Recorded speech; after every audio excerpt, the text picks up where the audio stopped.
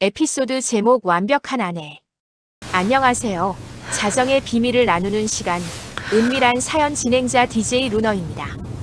오늘 밤 이야기는 솔직히 저도 처음 제보를 받았을 때 믿기지 않았어요. 너무 영화 같고 너무 자극적이고 너무 현실 같지 않았거든요. 하지만 제보자를 직접 만나 이야기를 들었고 증거들을 확인했습니다. 이건 진짜였어요. 19금 경고드립니다. 미성년자는 청취를 삼가주세요. 이 이야기에는 성적인 내용과 충격적인 반전이 포함되어 있습니다. 그럼 깊은 밤의 이야기를 시작하겠습니다. 이준혁 36세. 외국계 투자회사 이사. 연봉 2억 5천. 강남 압구정동 40평대 아파트 소유. 벤츠 E클래스. 185cm, 78kg. 헬스장을 꾸준히 다녀 다부진 체격을 유지하고 있었다. 그의 인생은 누가 봐도 성공적이었다. 명문대를 나와 좋은 회사에 입사했고 빠르게 승진했다. 부모님도 자랑스러워했다. 친구들은 부러워했다. 하지만 준혁의 진짜 자랑거리는 따로 있었다. 바로 그의 아내 한서윤이었다. 한서윤 32세. 프리랜서 일러스트레이터. 168cm, 49kg. 긴 생머리에 도자기 같은 피부. 큰 눈과 작은 얼굴. 패션 감각도 뛰어났다. 준혁의 회사 사람들은 그녀를 볼 때마다 감탄했다. 준혁아, 너 전생에 나라 구했니? 부인 진짜 예쁘다. 연예인 같아. 성격도 좋다며? 완벽하네.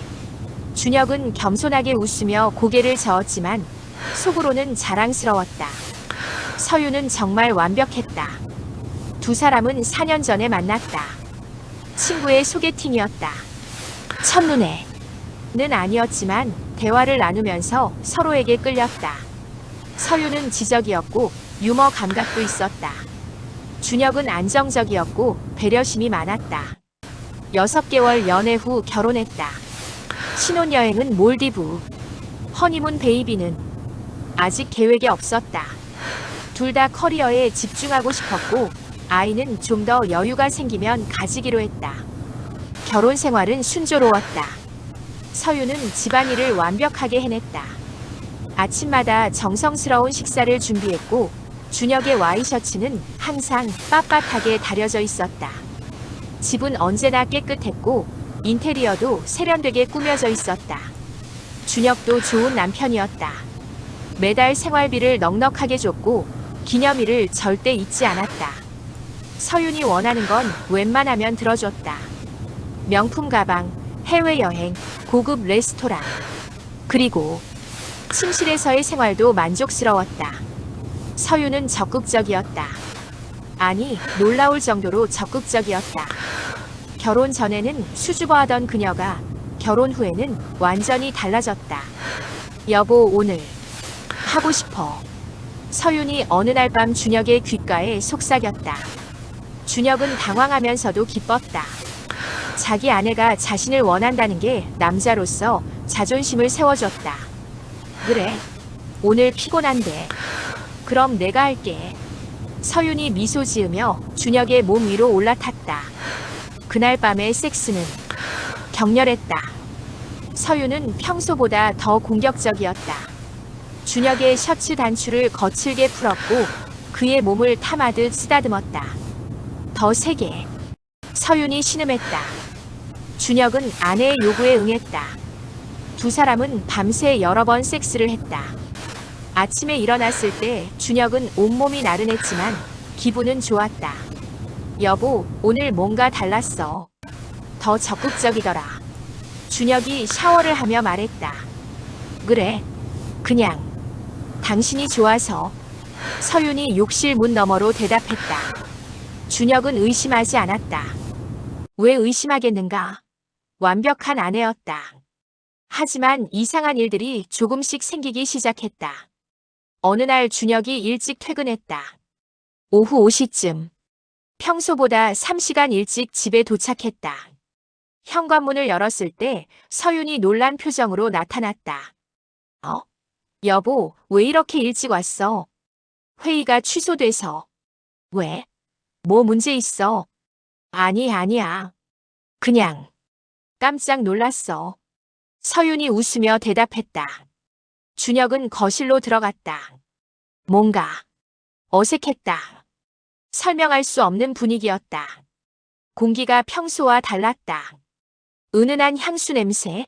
아니면 다른 뭔가? 집에 누가 왔다 갔어? 준혁이 물었다. 응? 아니, 왜? 아니, 그냥. 뭔가 냄새가 나는 것 같아서. 서윤이 잠깐 당황하는 것 같았다. 아주 짧은 순간이었지만 준혁은 느꼈다. 아, 새로 산 디퓨저 냄새일 거야. 오늘 배송 왔거든. 서윤이 재빨리 대답했다. 아, 그래? 준혁은 더 이상 묻지 않았다. 하지만 뭔가 찜찜했다. 그날 밤 섹스를 하면서 준혁은 또 이상한 걸 발견했다. 서윤의 몸에 작은 멍이 있었다. 허벅지 안쪽 거의 사타구니 근처. 이거 어디서 다쳤어? 준혁이 멍을 가리키며 물었다. 어? 아, 그거. 요가할 때 부딪혔나 봐. 서윤이 대수롭지 않게 말했다. 요가장에서? 응. 새로운 동작 배우다가. 준혁은 고개를 끄덕였다. 하지만 그 멍은 보통 멍과는 달랐다. 마치 누군가가 강하게 빨아서 생긴 것 같은. 설마. 준혁은 고개를 저었다. 말도 안 되는 생각이었다. 서윤은 자기를 사랑했다. 의심할 이유가 없었다. 하지만 그날 이후 준혁은 더 주의 깊게 관찰하기 시작했다. 서윤의 스케줄이 이상했다. 화요일과 목요일 오후에는 항상 요가 수업이 있었다. 그런데 요가복을 입고 나가는 걸 본 적이 없었다. 일반 옷을 입고 나갔다가 돌아와서도 땀 한 방울 흘리지 않은 상태였다. 오늘 요가 어땠어? 준혁이 어느 목요일 저녁에 물었다. 좋았어. 새로운 선생님이 오셨는데 진짜 잘 가르치시더라. 서윤이 자연스럽게 대답했다. 남자 선생님? 응. 왜? 아니, 그냥 궁금해서. 준혁은 서윤의 휴대폰도 신경 쓰기 시작했다. 평소에 서윤은 휴대폰을 거실 테이블에 아무렇게나 두고 다녔다. 하지만 최근 몇 달간은 항상 몸에 지니고 다녔다. 화장실 갈 때도 샤워할 때도. 왜 요즘 휴대폰을 항상 가지고 다녀? 준혁이 어느 날 물었다. 그래. 나도 모르게 그랬나 봐. 습관인가? 서윤이 웃으며 대답했다. 전에는 안 그랬잖아. 요즘 클라이언트들이 급하게 연락하는 경우가 많아서 혹시 놓칠까 봐. 그럴듯한 설명이었다. 하지만 준혁의 마음속 의심은 점점 커져갔다. 결정적인 사건은 한 달 후에 일어났다. 그날은 목요일이었다. 준혁은 해외 출장을 가기로 되어 있었다. 싱가포르 3박 4일. 수요일 아침 일찍 출발하기로 했다. 서윤은 공항까지 배웅을 나왔다. 잘 다녀와, 여보. 조심하고. 서윤이 준혁의 뺨에 키스했다. 응. 심심하지 마. 3일 후에 올게. 응. 일 잘하고 와. 준혁은 출국장으로 들어갔다. 서윤은 손을 흔들며 환하게 웃었다. 비행기는 정시에 이륙했다. 싱가포르까지 6시간. 준혁은 노트북을 꺼내 프레젠테이션 자료를 검토했다. 내일 오전에 중요한 미팅이 있었다. 싱가포르에 도착한 건 수요일 오후 3시. 호텔에 체크인하고 짐을 풀었다. 그리고 거래처 사람들과 저녁 식사를 했다. 밤 10시쯤 호텔로 돌아왔다. 침대에 누워 서윤에게 카톡을 보냈다. 잘 도착했어. 내일 미팅 끝나면 연락할게. 자고 있어. 답장이 없었다. 한국 시간으로 밤 11시. 아마 자고 있을 거라고 생각했다. 다음 날 목요일. 미팅은 순조롭게 진행되었다. 오전 회의가 예상보다 빨리 끝났다. 오후 일정도 취소되었다. 거래처 담당자가 급한 일이 생겨 내일로 미뤄지게 된 것이다. 준혁은 갑자기 시간이 생겼다. 일찍 들어가 볼까? 하는 생각이 들었다. 비행기 표를 검색했다. 오후 5시 비행이 있었다. 좌석도 있었다. 준혁은 곧바로 예약했다. 그리고 서윤에게 연락하려다가 멈췄다. 깜짝 선물을 해줄까? 준혁은 미소 지었다. 서윤이 놀라는 얼굴을 보고 싶었다. 면세점에서 서윤이 좋아하는 샤넬 향수를 샀다. 그리고 공항으로 향했다. 비행기는 정시에 이륙했다. 인천공항에 도착한 건 목요일 밤 10시 30분. 한국 시간으로 택시를 타고 집으로 향했다. 차 안에서 준혁은 설렜다. 서윤이 얼마나 좋아할까? 선물 상자를 만지작거리며 상상했다. 밤 11시 20분 아파트 단지에 도착했다. 준혁은 엘리베이터를 탔다. 17층. 집이 있는 층이었다. 엘리베이터 문이 열리고 복도를 걸었다. 1704호. 그의 집. 현관문 앞에 섰다. 안에서 불빛이 새어나왔다. 거실 불이 켜져 있었다. 서윤이 안 자고 있나? 준혁은 비밀번호를 눌렀다. 삐삐삐삐. 찰칵. 문을 열었다. 그 순간. 더 세게. 준혁의 몸이 얼어붙었다. 서윤의 목소리였다. 거실에서 들려왔다. 하지만 혼자가 아니었다. 이렇게 남자의 낮은 목소리. 응, 거기야. 준혁의 손에서 선물 상자가 떨어졌다. 쿵. 바닥에 떨어지는 소리. 거실에서 비명이 들렸다. 서윤의 목소리. 시발. 남자의 목소리. 준혁은 현관을 지나 거실로 달려갔다. 그리고 봤다. 소파 위에서 서윤이 완전히 벗은 채로 한 남자 위에 올라타 있었다. 남자도 벗고 있었다. 둘은 섹스를 하던 중이었다. 서윤의 등에는 땀이 송골송골 맺혀 있었고 남자의 손은 서윤의 엉덩이를 움켜쥐고 있었다. 시간이 멈춘 것 같았다. 준혁과 서윤의 눈이 마주쳤다. 서윤의 얼굴은 창백해졌다. 입이 벌어졌지만 소리가 나오지 않았다. 남자는 낯익었다. 준혁은 그를 알고 있었다.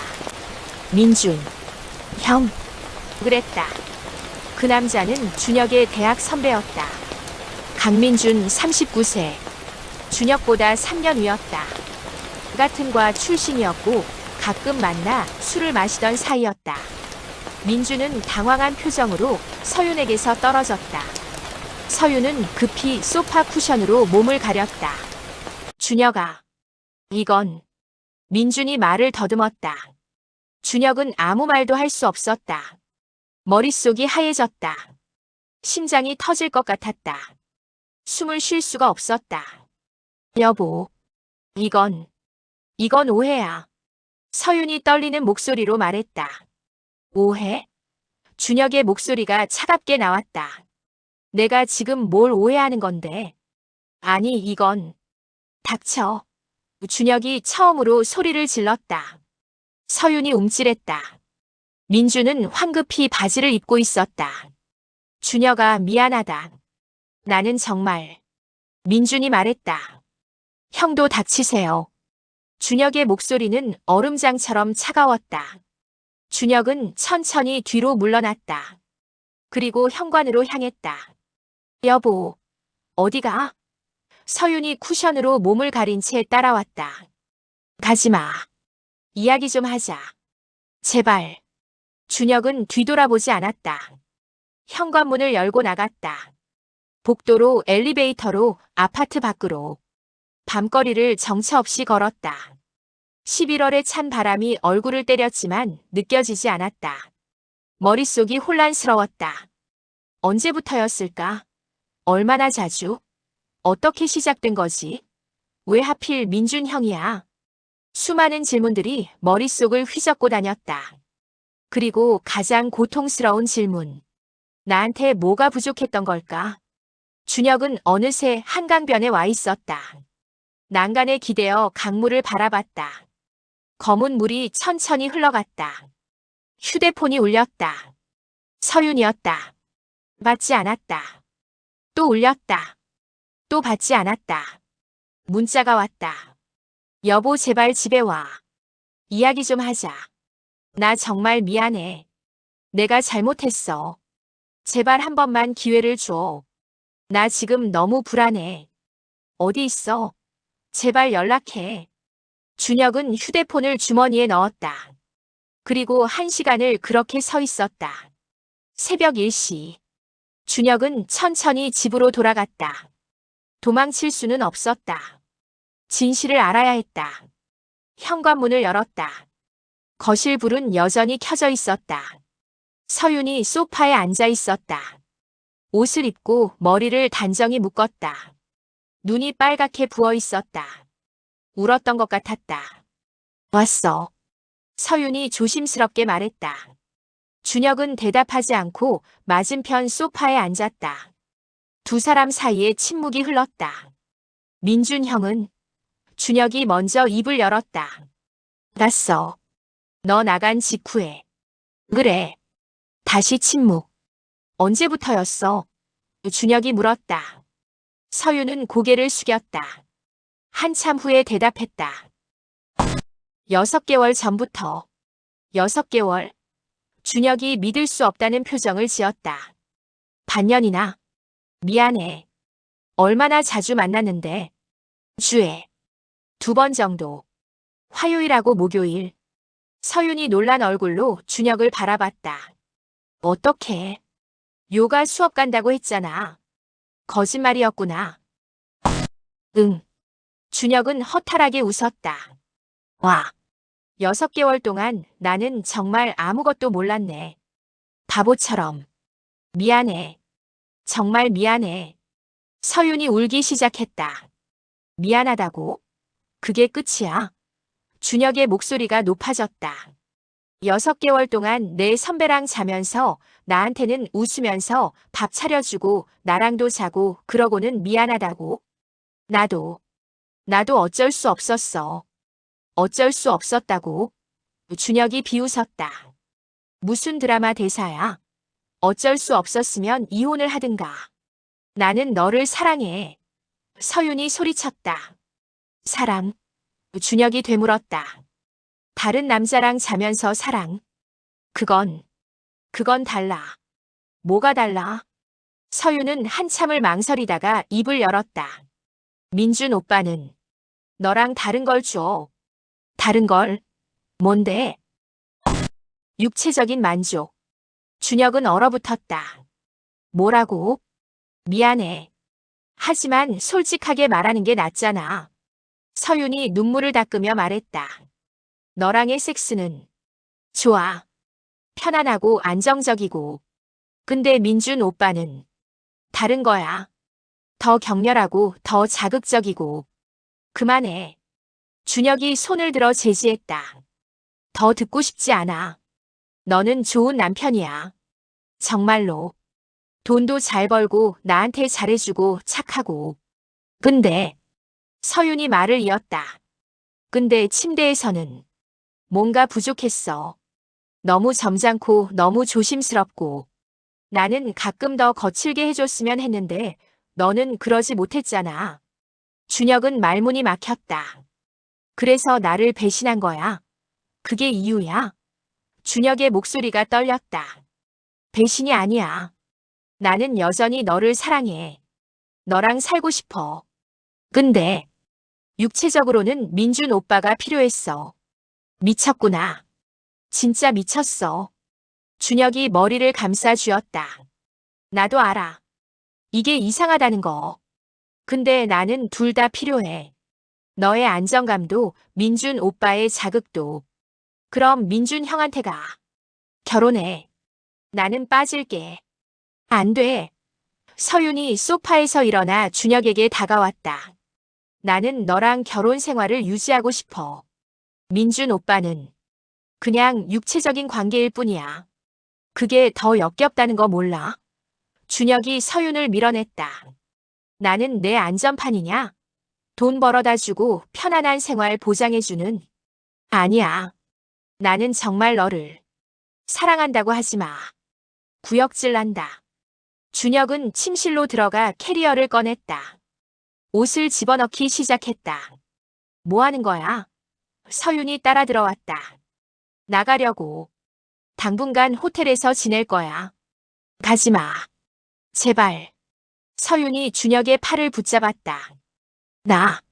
준혁이 차갑게 말했다. 한 번만 기회를 줘. 내가 정리할게. 민준 오빠랑 끊을게. 믿을 수 없어. 6개월 동안 거짓말한 사람을 어떻게 믿어? 증명할게. 뭐든지 할게. 휴대폰도 보여줄게. 위치 추적도 켜놓을게. 제발. 준혁은 서윤을 바라봤다. 그녀의 눈에는 진심이 담겨 있는 것 같았다. 하지만 시간 좀 줘. 나 혼자 생각 좀 할게. 얼마나? 모르겠어. 일주일, 한 달, 모르겠어. 준혁은 캐리어를 끌고 나갔다. 서윤이 현관까지 따라왔지만 더 이상 막지는 않았다. 연락해줘. 제발. 아무 때나 좋으니까. 서윤의 마지막 말이었다. 준혁은 대답 없이 문을 닫았다. 준혁은 회사 근처 비즈니스 호텔에 방을 잡았다. 침대에 누워 천장을 바라봤다. 잠이 오지 않았다. 새벽 4시가 되어서야 눈을 붙였다. 그리고 이 시간 만에 악몽에서 깨어났다. 서윤과 민준이 침대에서 웃으며 자신을 조롱하는 꿈이었다. 금요일 아침 준혁은 회사에 연차를 냈다. 출근할 정신 상태가 아니었다. 대신 카페에 가서 노트북을 켰다. 그리고 조사를 시작했다. 서윤의 SNS, 민준의 SNS, 공통 친구들의 계정들. 흔적이 있었다. 5개월 전 민준의 인스타그램에 올라온 사진. 한강 카페에서 찍은 풍경 사진이었다. 그리고 같은 날, 같은 시간 서윤의 계정에도 비슷한 각도의 사진이 올라와 있었다. 함께 있었구나. 준혁은 더 파고들었다. 신용카드 내역을 확인했다. 서윤의 카드 사용 기록. 호텔 이름이 보였다. 강남의 한 부티크 호텔. 3개월 전부터 한 달에 2~3번씩 결제 기록이 있었다. 호텔에서 만났구나. 준혁의 심장이 아팠다. 물리적인 고통이었다. 가슴이 짓눌리는 것 같았다. 그런데 조사를 하던 중 이상한 걸 발견했다. 호텔 결제 금액이 너무 많았다. 일반 객실이 아니라 스위트룸 가격이었다. 그리고 결제 시간이 오후였다. 대부분 오후 2시에서 6시 사이. 낮 시간에 스위트룸을. 준혁은 더 파헤쳤다. 그리고 충격적인 사실을 발견했다. 서윤의 노트북. 집에 두고 온 것이 생각났다. 준혁은 호텔을 나와 집으로 갔다. 다행히 서윤은 외출 중이었다. 문자가 와 있었다. 마트 갔어. 1시간 후에 올게. 준혁은 서재로 가서 서윤의 노트북을 켰다. 비밀번호는 알고 있었다. 결혼기념일이었다. 파일들을 뒤졌다. 그리고 한 폴더를 발견했다. 이름은 작업 파일 백업이었다. 열어봤다. 동영상 파일들이 있었다. 30개 정도. 첫 번째 파일을 재생했다. 그리고 준혁은 경악했다. 화면에는 서윤이 나왔다. 호텔 방으로 보이는 곳에서 그녀는 란제리만 입고 있었다. 그리고 그녀 앞에는 민준뿐만이 아니었다. 또 다른 남자가 있었다. 준혁이 모르는 남자였다. 30대 중반쯤 되어 보였다. 건장한 체격에 문신이 팔에 새겨져 있었다. 오늘은 우리 셋이서 재미있게 놀아볼까? 민준의 목소리가 들렸다. 응, 기대돼. 서윤이 웃으며 대답했다. 준혁의 손이 떨렸다. 마우스를 움직여 영상을 멈췄다. 숨이 막혔다. 셋이서 다른 영상들을 확인했다. 날짜를 봤다. 가장 오래된 건 8개월 전이었다. 가장 최근 건 2주 전. 영상마다 남자들이 달랐다.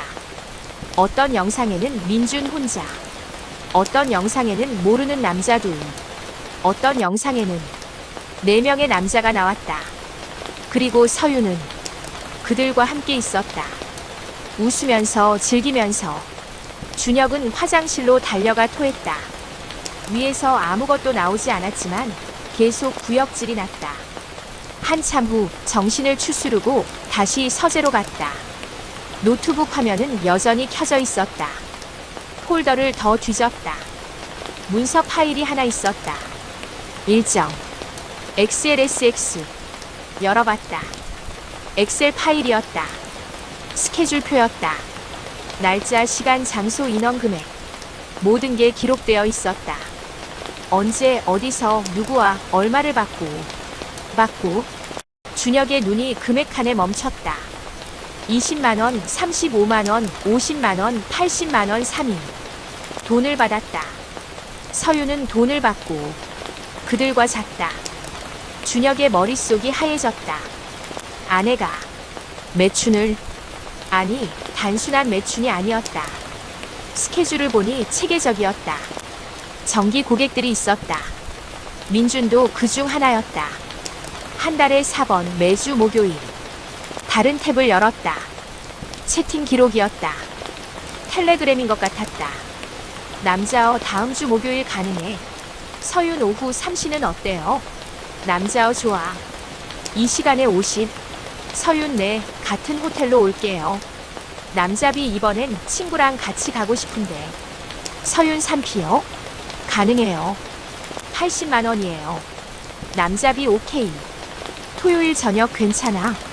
준혁은 계속 스크롤을 내렸다. 수십 개의 대화 내용이 있었다. 가격 협상, 장소 협의, 플레이 내용 확인. 준혁아. 뒤에서 서윤의 목소리가 들렸다. 준혁은 천천히 돌아봤다. 서윤이 현관 쪽에서 서 있었다. 손에 장바구니를 들고 그녀의 얼굴이 창백해졌다. 노트북 화면을 봤기 때문이다. 그건 서윤이 말을 더듬었다. 그건 뭔데? 준혁이 차갑게 물었다. 설명 좀 해봐. 이게 뭐야? 서윤은 장바구니를 떨어뜨렸다. 사과가 바닥에 굴러갔다. 미안해. 미안하다고. 준혁이 일어섰다. 내 아내가 창녀였어. 그런 말 하지 마. 서윤이 소리쳤다. 그럼 뭐라고 불러야 해? 돈 받고 몸 파는 게 창녀 아니야. 준혁의 목소리가 떨렸다. 언제부터였어? 대체 언제부터? 서윤은 바닥에 주저앉았다. 얼굴을 손으로 감싸고 흐느끼기 시작했다.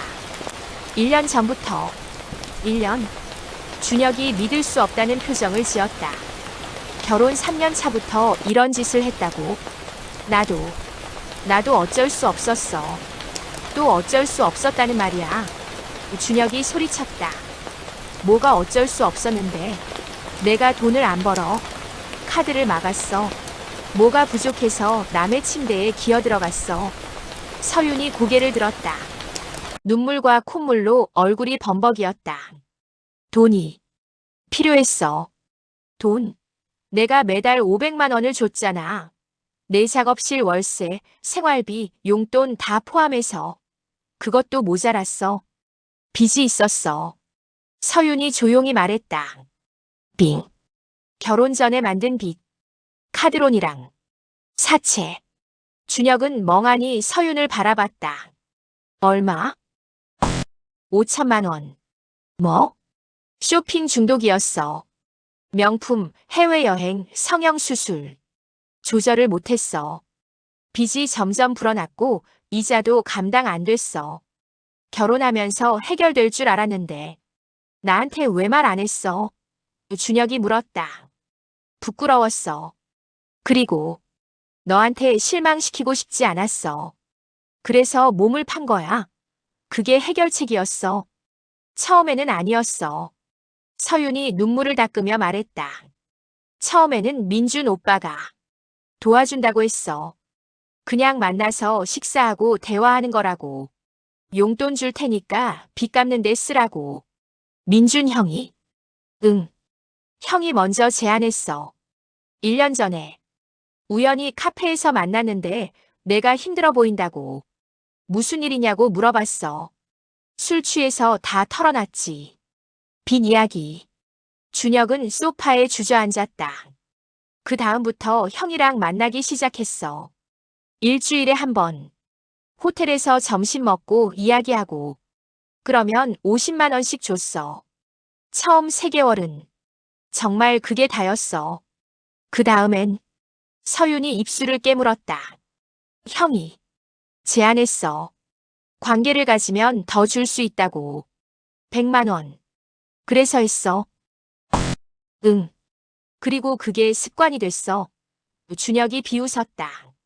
아니야. 처음엔 형하고만 했어. 3개월 동안. 근데 형이 다른 사람들을 소개해줬어. 친구들이라고. 돈 많고 비밀 보장되고 안전하다고. 그래서 넌 그 친구들하고도 잤어. 서윤이 고개를 끄덕였다. 빚을 다 갚았어.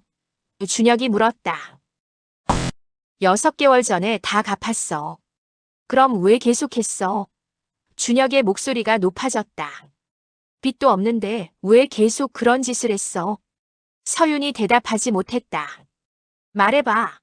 왜 계속했냐고. 돈이 좋았어. 서윤이 작게 말했다. 뭐? 한 달에 500만 원씩 벌었어. 많을 땐 700만 원도.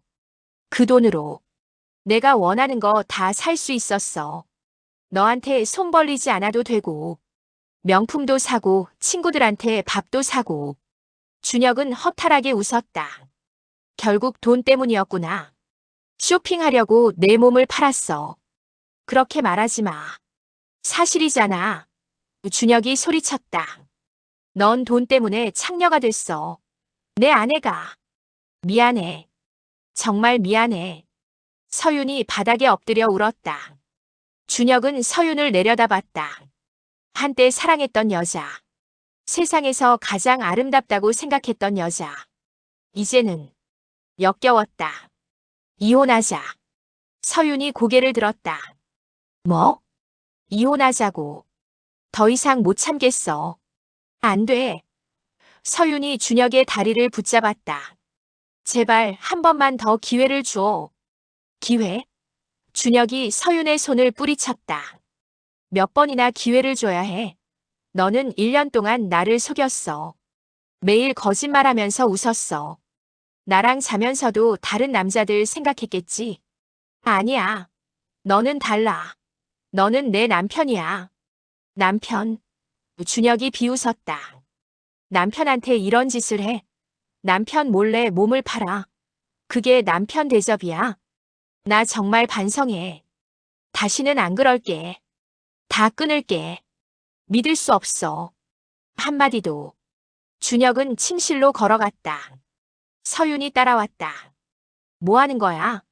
짐 싸. 이혼 서류 준비하고 변호사 선임할 거야. 준혁은 옷장을 열고 옷들을 꺼내기 시작했다.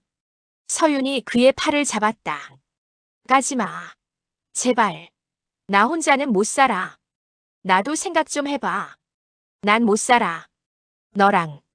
우리 4년을 함께 했잖아. 그게 다 거짓은 아니잖아. 준혁이 움직임을 멈췄다. 서윤을 돌아봤다. 거짓은 아니었어. 준혁이 조용히 물었다. 그럼 진실은 뭐였어? 우리 결혼 생활 중에 진짜였던 게 뭐야? 서윤이 입을 열었다가 닫았다. 대답 못하겠지. 너도 모르니까. 뭐가 진짜고 뭐가 거짓인지. 준혁은 다시 옷을 챙기기 시작했다. 알았어. 서윤이 갑자기 차갑게 말했다. 이혼하자. 근데 조건이 있어. 조건? 위자료. 5억. 준혁이 황당하다는 표정으로 서윤을 바라봤다. 뭐? 내가 잘못해놓고 위자료를 달라고? 법적으로 나도 권리가 있어. 결혼 생활 4년 동안 내가 집안일 했잖아. 그리고 서윤이 휴대폰을 꺼냈다. 내가 가진 영상들 너도 봤지? 여기 나오는 남자들 중에 내 회사 임원도 있어. 준혁의 얼굴이 굳었다. 뭐라고? 김상무. 내 직속 상사. 3개월 전에 3번 만났어. 영상도 있어. 설마 협박하는 거야? 협박 아니야. 거래야.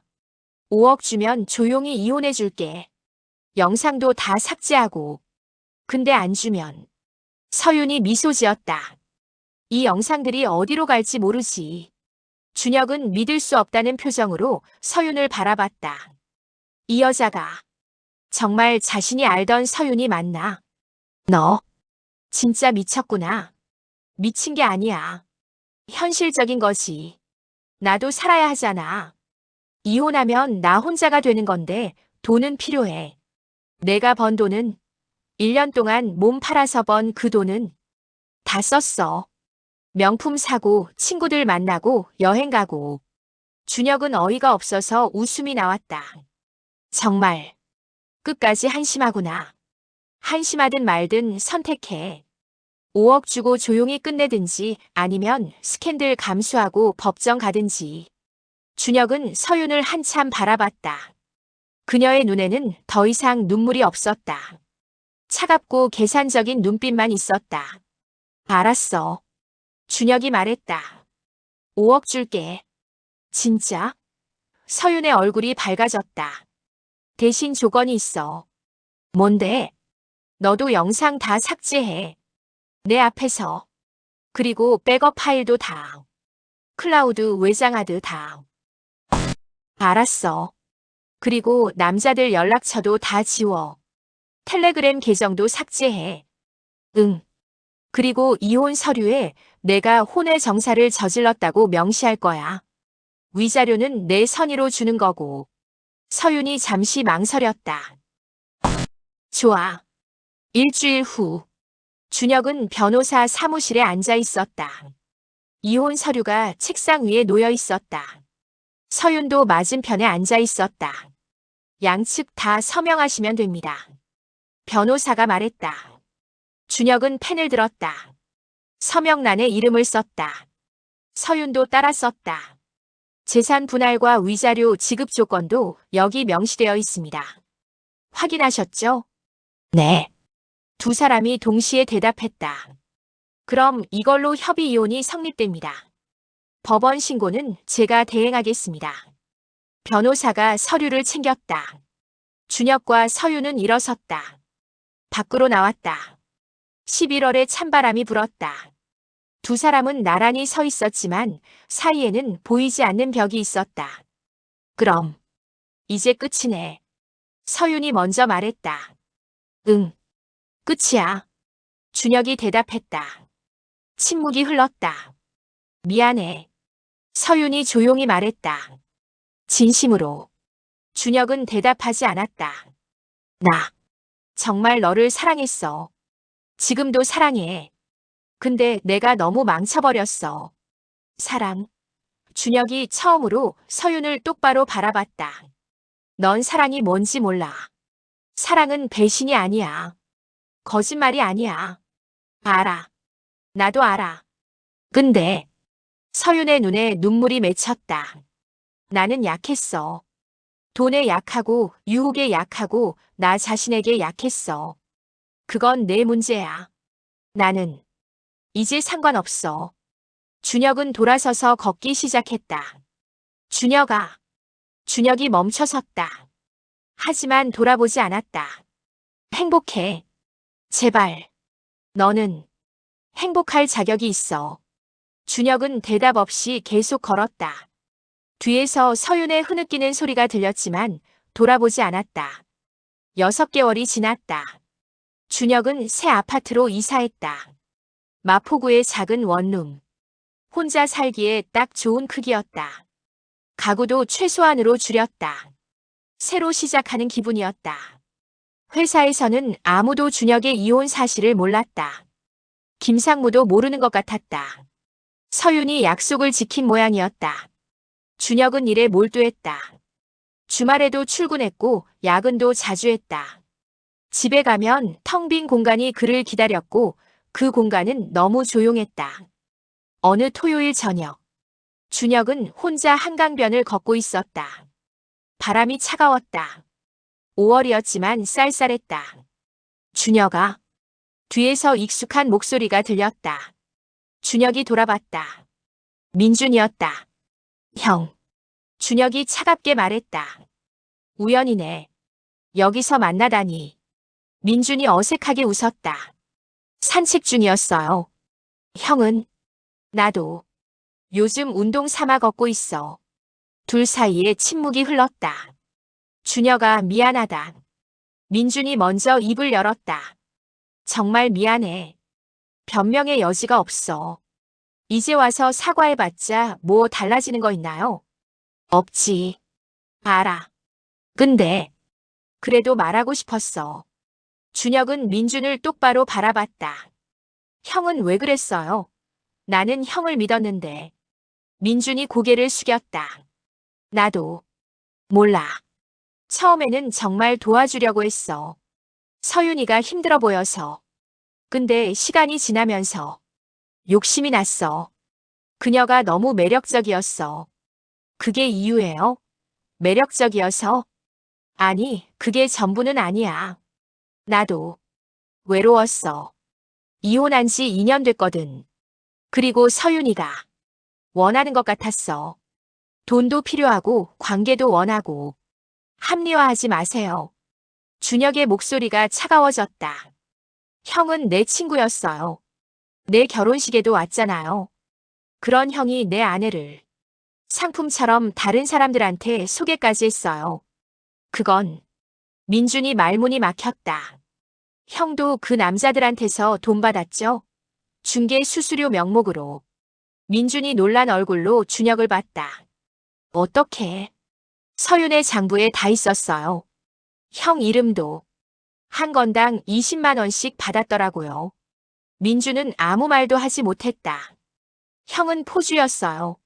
내 아내를 이용해서 돈 번 포주. 준혁이 비웃었다. 선배님, 참 잘 사시네요. 미안하다. 민준의 목소리가 떨렸다. 사과는 됐어요. 이제 형 얼굴 보기 싫으니까 연락하지 마세요. 영원히. 준혁은 돌아서서 걷기 시작했다. 준혁아. 민준이 불렀지만 준혁은 멈추지 않았다. 그로부터 3개월 후. 준혁은 회사 회식 자리에 있었다. 신입사원 환영회였다. 준혁은 의무적으로 참석했지만 마음은 없었다. 자, 건배. 누군가 외쳤다. 준혁은 맥주잔을 들었다. 그때 옆자리에 앉은 여자가 말을 걸었다. 이사님, 저 신입 김지우예요. 잘 부탁드립니다. 아, 네. 잘 부탁해요. 지우는 26살이었다. 경영학과를 졸업했고 막내답게 눈빛이 반짝였다. 이사님 소문 많이 들었어요. 일 정말 잘하시고 후배들 엄청 챙겨주신다고요. 소문은 소문일 뿐이죠. 준혁은 건조하게 웃었다. 술자리는 곧 시끄러워졌다. 테이블을 옮겨다니는 건배사와 노랫소리, 빠르게 비워지는 잔들. 지우는 과음하지 않았다. 물잔을 옆에 두고 간간히 미소만 지었다. 그런 태도가 오히려 눈에 들어왔다. 지우 씨, 일찍 들어가요. 첫 회식이면 피곤할 텐데. 괜찮아요. 이사님은요? 난 조금만 더 있다가. 그날 밤 준혁은 끝까지 술을 마시지 않았다. 누구에게도 들키지 않게 가만히 자리를 정리하고 먼저 나왔다. 택시 창밖으로 밤빛이 흘렀다. 잠깐 어떤 이름이 떠올랐다가 사라졌다. 준혁은 손등으로 관자놀이를 눌렀다. 다 끝났어. 스스로에게 말하고 또 말하며 집으로 돌아갔다. 다음 주 지우는 회의 준비를 단단히 해왔다. 숫자와 가정, 리스크를 정리한 문서가 간결했다. 여기까지가 제 의견입니다. 회의실이 잠깐 고요했다. 준혁이 물었다. 이 가정이 틀리면 어떻게 대비하죠? 지우가 바로 답했다. 3가지 시나리오를 열어두고요. 비용은 늘 투명하게 공개하겠습니다. 특히 외부 파트너와의 거래는. 거래라는 말이 준혁의 귓속에서 한번 불에 달아올랐다 식었다. 그는 숨을 고르고 고개를 끄덕였다. 좋아요. 그 태도 잃지 마요. 네. 지우가 웃었다. 한없이 맑은 표정이었다. 그날 이후 준혁은 자기 삶의 규칙을 조금씩 늘렸다. 새벽 러닝 20분, 점심은 책 10페이지, 저녁엔 술 대신 물. 무엇보다도 비밀을 만들지 않는다는 규칙.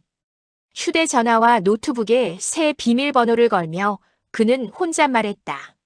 숨길 게 없으면 무너질 것도 없다. 한 달쯤 지났을 때 지우가 먼저 말을 걸어왔다. 이사님, 회사 근처 북클럽 아세요? 금요일 저녁에 모인다는데 혹시 같이 가실래요? 업무 얘기 말고 책 얘기만 한대요. 준혁은 망설였다. 상사가 신입과 사적으로 어울리는 일이 어떤 오해를 낳는지 잘 알고 있었다. 좋은 제안인데 난 괜찮아요. 대신 팀원들이랑 가요. 지우는 고개를 끄덕였다. 네. 이사님도 나중에 마음 바뀌면요. 그 대답을 하고 돌아서는데 가슴 어딘가가 조용히 안도하는 걸 느꼈다. 거절이 불친절이 아니라 자신에게 남긴 약속을 지키는 일이라는 걸 이제야 알 것 같았다. 봄비 내리는 토요일, 준혁은 혼자 서점에 갔다. 상처 이후의 삶이라는 제목의 책을 집어들었다. 페이지를 넘기다 멈췄다. 배신을 견딘 사람은 더 멀리 본다라는 문장이 눈에 걸렸다. 그 말이 맞는지 틀린지 알 수 없었지만 적어도 그는 더 멀리, 더 조용히 보고 있었다. 그때 누군가 그의 옆에 섰다. 이사님, 지우였다. 장바구니에는 에세이와 요리책, 작은 화분 하나가 담겨 있었다. 우연이네요. 네. 북클럽 책 사러 왔어요. 아, 괜찮으시면 거기 카페에서 잠깐 커피라도. 준혁은 아주 짧게 숨을 들이쉬었다가 내쉬었다. 좋아요. 20분만. 카페 안쪽 창가 자리에 앉았다.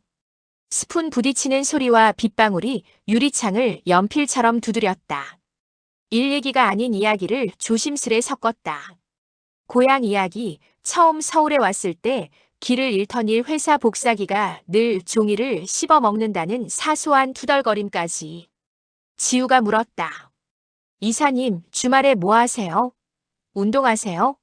달려요. 새벽에 강변 따라 3km 정도. 와, 전 아직 1km가 벅차요. 언젠가 페이스메이커 부탁해도 돼요? 준혁은 웃었다. 언젠가요?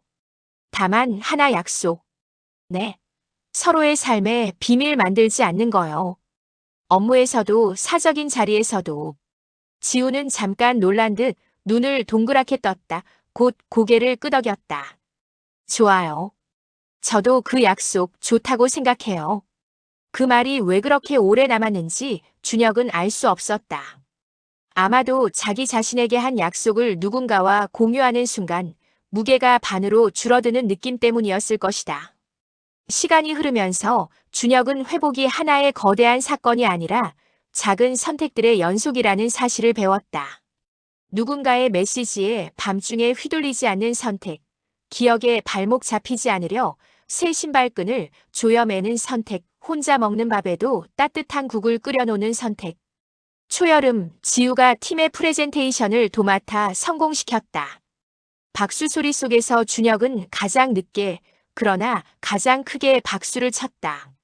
마무리 후 회식 자리에서 지우가 물었다.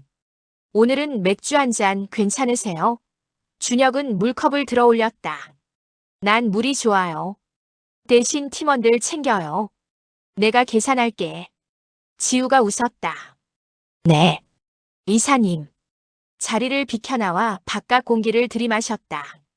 불어오는 바람이 초록 냄새를 묻혀보냈다. 그 순간 준혁은 아주 조용히 그러나 분명하게 스스로를 용서하기로 했다. 누군가의 잘못 때문에 무너진 자존을 자신이 다시 세우는 일. 그리고 그 과정에서 아무도 다치게 하지 않겠다는 다짐. 여름 끝 회사 체육대회 날. 강변 트랙에 임시로 코스가 만들어졌다. 지우가 달리기 출발선 옆에서 웃으며 손을 흔들었다. 페이스메이커 약속 기억하시죠? 기억해요. 준혁이 고개를 끄덕였다. 하지만 속도는 내가 정해요. 난 옆에서 호흡만 맞출게. 휘슬이 울렸다. 두 사람은 천천히 그러나 꾸준히 달렸다. 숨이 차올라도 무리하지 않았다. 옆 사람의 호흡을 듣고 자기 호흡을 다독이는 일, 그게 달리기의 절반이었고 삶의 절반이기도 했다. 결승선에 들어서자 지우가 두 손을 번쩍 들었다. 와, 기록은 평범하지만 기분은 최고.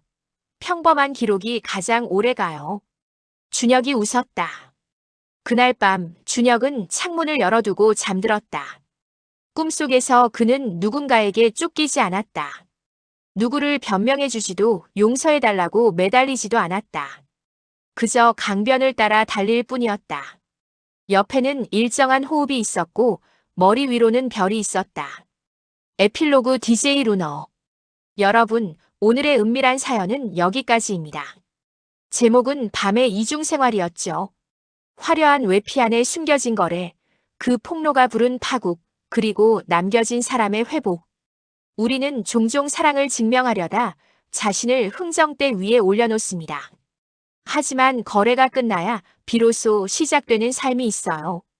오늘의 화자는 그렇게 말합니다. 비밀을 만들지 않을 때 나는 무너지지 않는다. 혹시 비슷한 어둠을 건너고 있는 분이 있다면 꼭 기억해 주세요. 상처는 흉터가 되지만 흉터는 방향을 가리키기도 합니다. 우리 모두 각자의 속도로 달리되 서로의 호흡을 망치지 않는 거리를 지키며요. 다음 방송에서는 또 다른 밤의 고백을 만나겠습니다. 지금까지 진행자는 DJ 루나였습니다. 여러분의 밤이 거래가 아닌 선택으로 채워지길. 안녕히 주무세요.